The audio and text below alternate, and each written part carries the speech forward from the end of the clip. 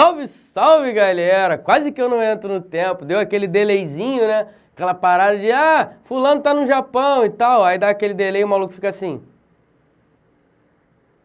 Olá, como vai, amigos da Rede Globo? Não é isso? Então, meu camarada, chegou a hora. Vamos falar sobre termos integrantes da oração, falar sobre objeto direto, objeto indireto, complemento nominal, agente da passiva e vamos quebrar tudo agora. Termos integrantes da oração. Esta é a aula de hoje e não sei se vai dar tempo de falar de todos os termos, mas vou falar de objeto direto, objeto indireto com cerveja. Vai, olho na telinha, vamos lá. Termos integrantes da oração são aqueles que, pelo que o próprio nome sugere, integram a oração, ou seja, completam a oração. Mais do que isso, completam partes da oração, ou verbo ou nome. Vamos entender devagarzinho, vamos lá. Objeto direto, a gente já viu, mas eu faço questão de falar novamente sobre objeto direto, porque tem algumas coisas aqui que a gente vai ver, novinhas e tal. Vamos lá. O objeto direto é o complemento de um VTD, é o complemento de um verbo transitivo direto, ou complemento de um verbo transitivo direto e indireto. Beleza? Vamos lá. O objeto direto é sempre, ou melhor, nunca é preposicionado. Tá certo? Pô, Pesteira, mas não existe o tal do objeto direto preposicionado? Calma, calma. Segura a onda que a gente vai ver isso daqui a pouco. Vamos observar a primeira frase. Vamos lá. A língua portuguesa e todas as suas regrinhas, só mesmo o professor domina. Olha o que eu fiz. Eu peguei o objeto direto e coloquei iniciando a frase. Essa vírgula que está aqui é facultativa, ela pode ou não estar aqui. A língua portuguesa e todas as suas regrinhas, só mesmo o professor domina. Ou seja, só mesmo o professor domina, quem domina, domina alguma coisa. Ou alguém. O verbo dominar é transitivo direto, portanto, exige um objeto direto. Quem domina, domina alguma coisa. O professor domina o quê? O professor domina a língua portuguesa e todas as suas regrinhas. Percebe que tudo isso que está entre colchetes é um objeto direto? Ou seja, é um complemento do verbo dominar. Portanto, eis o objeto direto. Segunda frase. Não entendo nem a ele nem a ti. Nós amamos a Deus. Venceram os vascaínos os flamenguistas. Admira-se aos mais dispostos. Finalmente ele cumpriu com o dever. Todas essas frases aqui são frases que mostram que o objeto direto pode ser preposicionado. Agora, note um detalhe, olha para mim rapidinho. Quando eu digo que o objeto direto pode ser preposicionado, isso significa dizer que a preposição que vem junto do objeto direto não é exigida pelo verbo. Tá claro isso? Vou repetir. Quando um objeto direto está preposicionado, isso significa dizer que essa preposição não é exigida pelo verbo. Ela está ali para uma outra função, para um outro propósito. Beleza? Eu vou mostrar alguns casos de objeto direto preposicionado, apesar de ser mega ultra raro encontrar isso em prova. Objeto direto preposicionado. Beleza? Eu vou falar porque é necessário um curso de gramática completo e a gente precisa saber muita coisa. Beleza? Tudo, a gente só vai saber pegando aí vários livros e tal, ou um livro que seja suficientemente completo do ponto de vista teórico. O curso de gramática aqui é um curso de gramática completo para você acertar as questões de concursos públicos. Então vamos nos fixar aquilo que é realmente importante. Beleza? Objeto direto preposicionado é galho fraco. Eu não conheço uma questão recente, por exemplo, de prova de concurso público que tenha trabalhado isso, mas eu preciso falar e você precisa entender do que se trata um objeto direto preposicionado. Então, vamos lá. Um objeto direto, você já sabe, é o complemento de um verbo transitivo direto. Um objeto direto preposicionado é também um complemento de um verbo transitivo direto. Essa preposição, que faz parte do objeto direto preposicionado, não é exigida pelo verbo. Tá claro isso, né? Olho na telinha, vamos que vamos. Não entendo nem a ele, nem a ti. Observe que quem não entende algo ou alguém. É um verbo transitivo direto. Pô, Pestana, mas nem a ele, nem a ti é um objeto direto que apresenta uma preposição. Aí é que está a brincadeira. Essa preposição está aqui, por quê? Porque a ele, a ti, note que ele e ti são pronomes oblíquos tônicos. Se são pronomes oblíquos tônicos, os pronomes oblíquos tônicos sempre vêm preposicionados. Se eles sempre vêm preposicionados, isso significa o quê? Que o objeto direto é preposicionado. É preposicionado, cara, pelo simples fato de ter uma preposição, beleza? De apresentar uma preposição em sua constituição. Então, objeto direto preposicionado, beleza? Nós amamos a Deus. Quem ama, ama alguém, ou quem ama, ama alguma coisa. O verbo amar é transitivo direto, portanto, ele exige um objeto direto. A Deus é um objeto direto? Sim. Mas observe que esse a é uma preposição. Aí você me pergunta, beleza, Pestana, já entendi, é um objeto direto preposicionado, porque tem uma preposição. Mas qual é a justificativa para essa preposição? Porque na explicação de cima faz até sentido, né? Porque os pronomes oblíquos tônicos são sempre preposicionados. Mas qual é o propósito dessa preposição? Os gramáticos vão dizer que quando você utiliza verbos que indicam sentimentos, principalmente quando está relacionado a algo sagrado, Deus, Jesus Cristo, enfim, a coisas sagradas, a preposição a pode ser utilizada. Portanto, ela está aí por uma questão estilística, beleza? E aí você diz que como há uma preposição dentro do objeto direto, ele é preposicionado. Próxima frase. Venceram aos vascaínos os flamenguistas. Observe o seguinte, toda vez que você tiver termos depois do verbo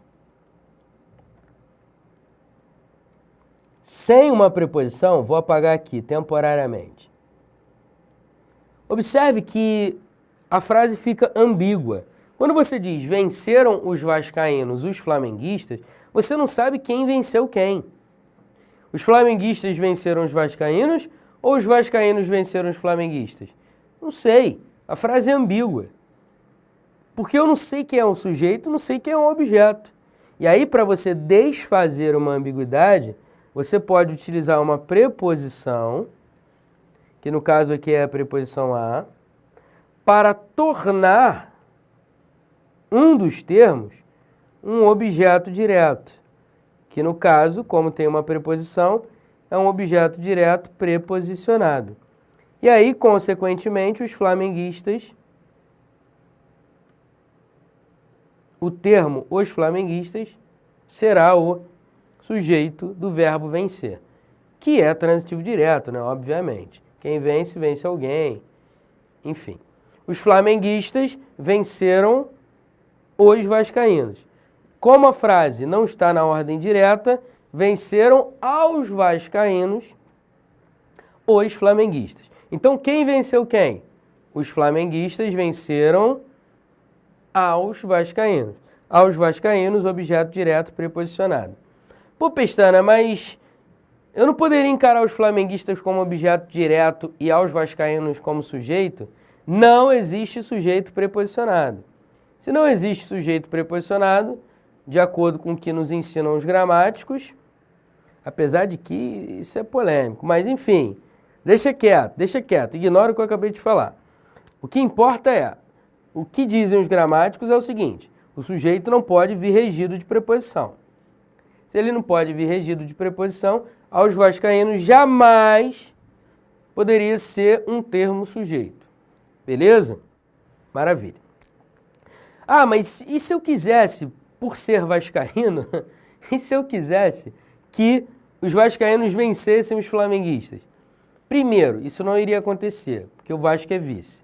Mas se você ainda assim insistisse, aí eu diria para você assim, desculpe com a brincadeira e vamos voltar para a gramática. E aí a gramática diz, se você quisesse que os vascaínos, esse termo, os vascaínos, fosse o sujeito, você tiraria a preposição e colocaria antes aqui, ó, de flamenguista. Aí ficaria assim, venceram os vascaínos aos flamenguistas. Como eu sou flamenguista, deixa a frase do jeito que eu já tinha colocado. Beleza? Ou seja, os vascaínos perderam dos flamenguistas porque é normal, né? Desculpa, tá, galera? Mas não tem como aguentar. A zoação faz parte do jogo. Os flamenguistas venceram aos vascaínos. Próxima frase. Chega de palhaçada, vamos lá.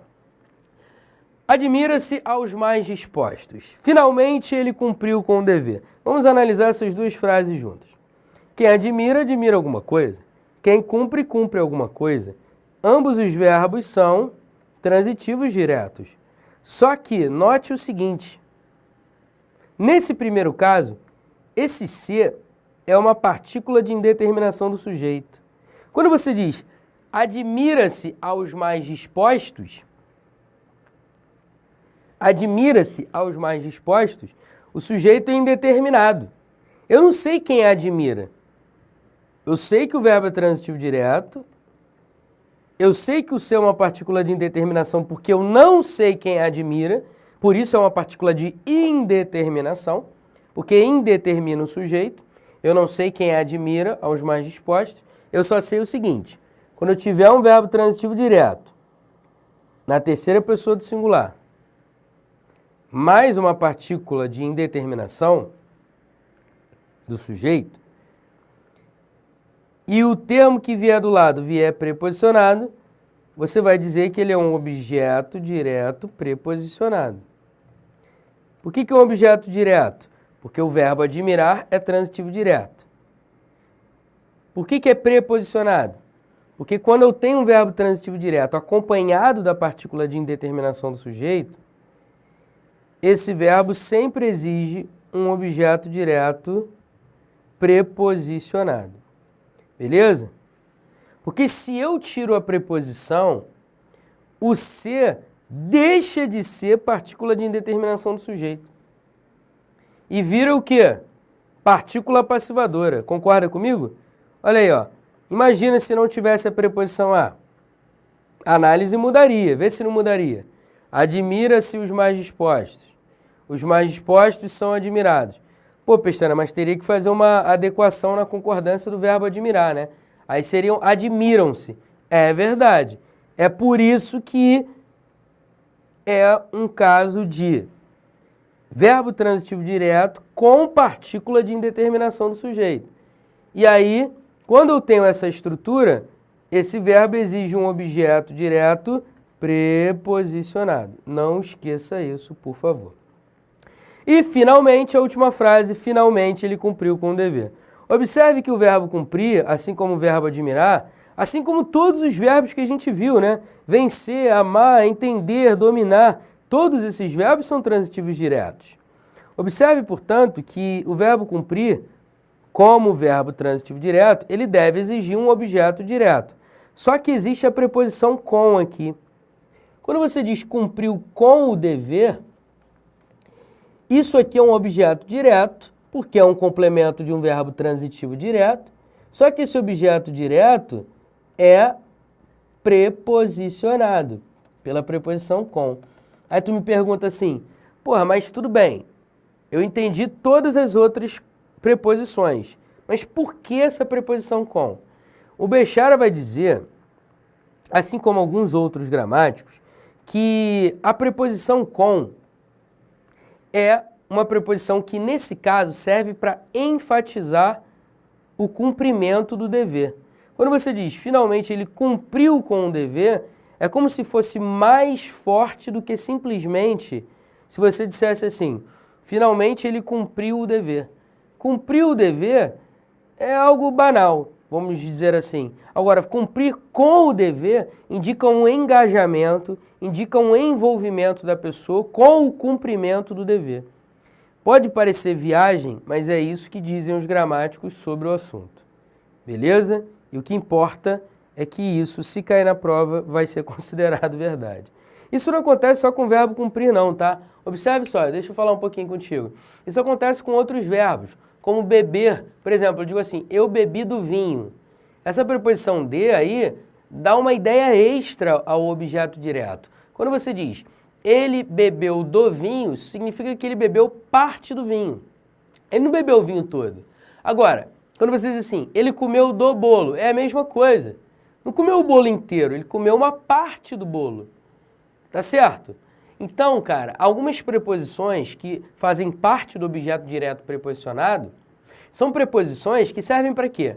Para indicar um valor, um matiz semântico extra. E é isso que o Bechara fala sobre cumprir com o dever. Beleza? Agora, só para falar uma parada que eu acho bacana pra caramba, que vem caindo em algumas provas de concursos públicos, é a construção fazer com que. Muita gente diz assim, ah, ele fez com que o outro falasse. Você sabia que essa preposição aí é expletiva? É que nem o caso do cumpriu com o dever. Ela tem o mesmo valor de engajamento. Ele fez com que o outro falasse. Dá uma ideia de engajamento. Pô, Pestana, você está querendo dizer que essa preposição com é expletiva, ela pode ser retirada? É isso que eu estou dizendo. Ué, mas aí a frase ficaria assim, ó. Ele fez que o outro falasse. Pô, feião. Feião não. Bonitão e cai na prova. Então, cuidado.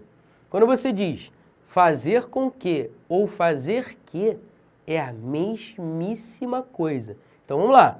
Ele fez com que o outro falasse, ele fez que o outro falasse. Ambas as estruturas estão corretas. O verbo fazer é VTD em ambos os casos e exige um objeto direto em ambos os casos. Só que no primeiro caso, como tem a preposição com, o com que, blá, blá, blá, blá, blá, blá, é um objeto direto preposicionado. Se não tiver a preposição com, aí não é preposicionado, é simplesmente um objeto direto. Beleza? Safo, olho na telinha, vem comigo, é agora. Vamos lá, olho na telinha. Este carro, comprei-o hoje. Observe essa frase, que interessante. Quando você diz, este carro, comprei-o hoje, você concorda comigo que este carro é o objeto direto deslocado? Ou seja, eu comprei o quê? Eu comprei alguma coisa. Eu comprei o quê? Este carro. Este carro, portanto, objeto direto. E esse ozinho aqui? Esse o é o que a gente chama de objeto direto pleonástico. O que é um objeto direto pleonástico? É um objeto direto que enfatiza, que realça, que repete um objeto direto que já existe na frase. Pô, Pestana, você está querendo dizer que é como se fosse um pleonasmo? Sim, o pleonasmo não é a repetição de uma ideia que já está explícita na frase. Quando você diz, este carro comprei hoje, este carro é um objeto direto, todo mundo entende a frase. Agora, quando você diz, este carro comprei-o hoje, concorda comigo que esse o é desnecessário? Então você vai dizer que ele é um objeto direto pleonástico. Os objetos diretos pleonásticos sempre vêm em forma de pronome oblíquo átono. Beleza? Show de bola. Próxima frase. A mim, ninguém me engana. Observe o seguinte. Ninguém engana, quem engana, engana alguém. Ninguém engana a mim. A mim, objeto direto preposicionado. E esse me aqui? Vai, já te expliquei o que é esse me. Pensa, vai. A mim, ninguém me engana. Ninguém engana a mim. A mim, objeto direto preposicionado. Pô, Pestana, esse me, então, é um objeto direto pleonástico, de novo. É verdade. É um objeto direto pleonástico. Porque esse me aí é desnecessário. Basta você dizer ninguém engana a mim, ou a mim ninguém engana. Esse me, portanto, é um objeto direto pleonástico. Ele é desnecessário. Ele repete uma ideia que já está explícita na frase. Ele é um objeto direto que repete um objeto direto que já existe na frase. Beleza? E para fechar, observe só esta última frase. Ele vive uma vida de rei. O verbo viver é um verbo naturalmente intransitivo. Só que nesse caso, ele não é intransitivo coisíssima nenhuma. Porque observe a frase. Quando você diz ele vive uma vida de rei, você pergunta ao verbo, ele vive o quê? Ele vive alguma coisa. Ele vive uma vida de rei. Tudo isso é um objeto direto. Agora, o que é interessante nesse tipo de construção é o seguinte. Quando você tiver um verbo que é normalmente intransitivo, como o verbo viver, e esse verbo se tornar transitivo direto, isso só é possível, isso só será possível neste contexto que eu estou te apresentando aqui. Observe que o objeto direto tem como núcleo uma palavra que pertence ao mesmo campo semântico do verbo viver. Viver e vida são palavras que pertencem ao mesmo campo semântico, tá certo? Elas pertencem ao mesmo universo de palavras, viver e vida. Note que de rei é um adjunto adnominal.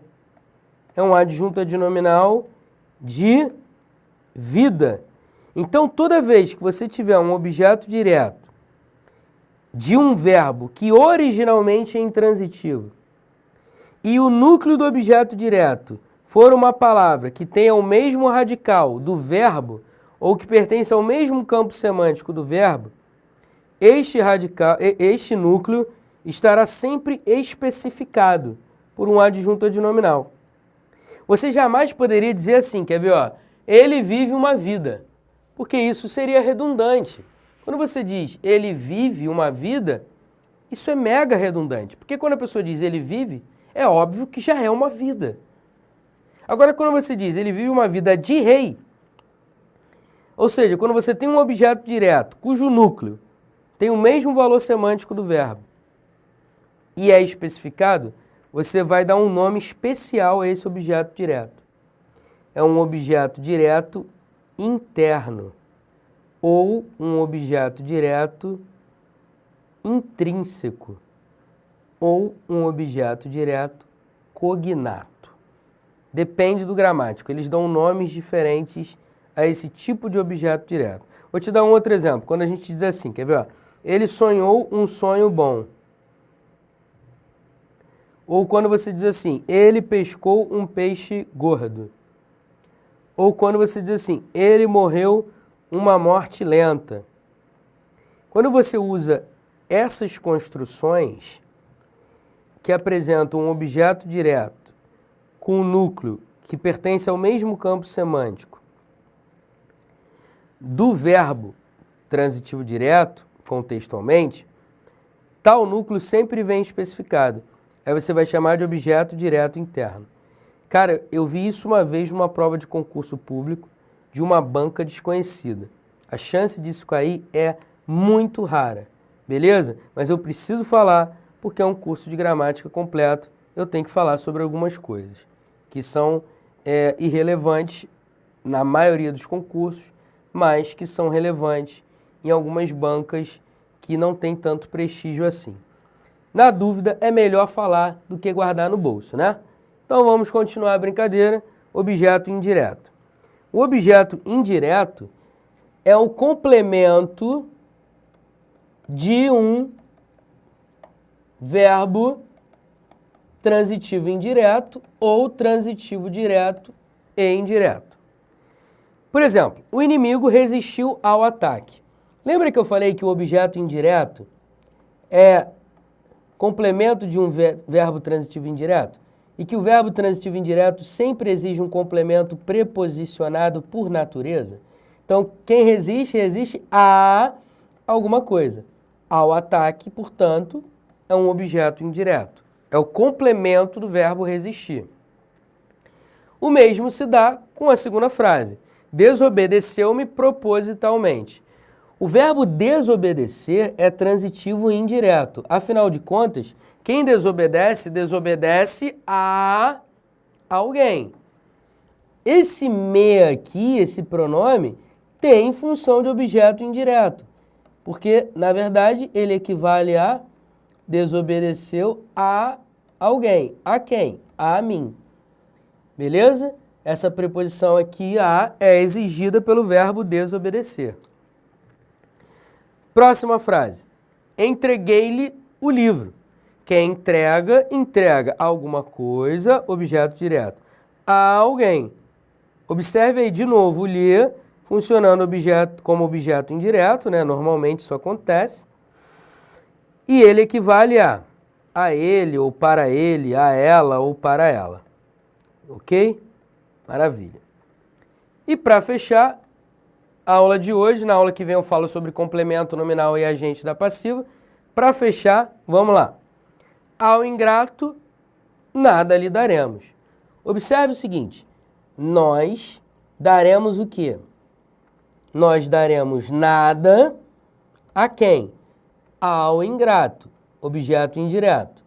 Beleza? Então, ao ingrato, objeto indireto. Afinal de contas, quem dá alguma coisa, nada, no caso, a alguém. Ao ingrato. Observe a preposição a. Poderia ser qualquer outra preposição, tá? Coincidentemente, os exemplos que eu coloquei aqui são todos com a preposição a, mas poderia ser qualquer outra preposição. Então, tenho aqui um objeto indireto e um objeto direto. Por quê? Porque o verbo dar é transitivo direto e indireto. Pô, Pestana, mas tem um lhe sobrando aqui. Ah, muito bem. Se tem um lhe sobrando, isso te lembra o quê? Pleonasmo. Então, você vai dizer que esse lhe é um objeto indireto pleonástico. Pô, é que nem o caso lá do objeto direto pleonástico? Sim. Só que nesse caso é indireto. Por quê? Porque é preposicionado, beleza? E o lhe exerce função de objeto indireto naturalmente. Beleza? Observe que o lhe retoma ao ingrato. Se ao ingrato é objeto indireto, o lhe também é objeto indireto. E é pleonástico porque é repetitivo, né? Ele é desnecessário. Na verdade, você poderia simplesmente dizer nada daremos ao ingrato. Ponto. Quando você coloca o lhe, você reforça, você repete o objeto indireto que já existe na frase. Olha para mim rapidinho. Bem, terminamos aqui mais uma etapa. Na aula que vem eu entro em complemento nominal e agente da passiva. Saiba que de tudo que a gente viu até agora, relacionado à sintaxe, eu diria que sujeito é muito importante e objeto direto, objeto indireto também são bastante importantes. Esse lance de pleonástico, preposicionado, isso não cai muito em prova. Na verdade, é difícil cair isso, beleza? A gente precisa saber, é claro. Por exemplo, a prova de agente fiscal de renda de São Paulo, prova da FCC, que caiu agora há pouco, caiu uma questão sobre objeto direto preposicionado, junto com aposto e tal, uma questão meio maluca, mas bacana a questão, que dependia de um conhecimento extra de alguns candidatos. Afinal de contas, para agente fiscal de rendas, não é qualquer um, né? O cara tem que estar preparado mesmo. E aí, quanto mais a prova é difícil, quanto mais o concurso paga, mais a gente tem que suar, beleza? Vamos parar por aqui, aula que vem a gente continua. Abraço.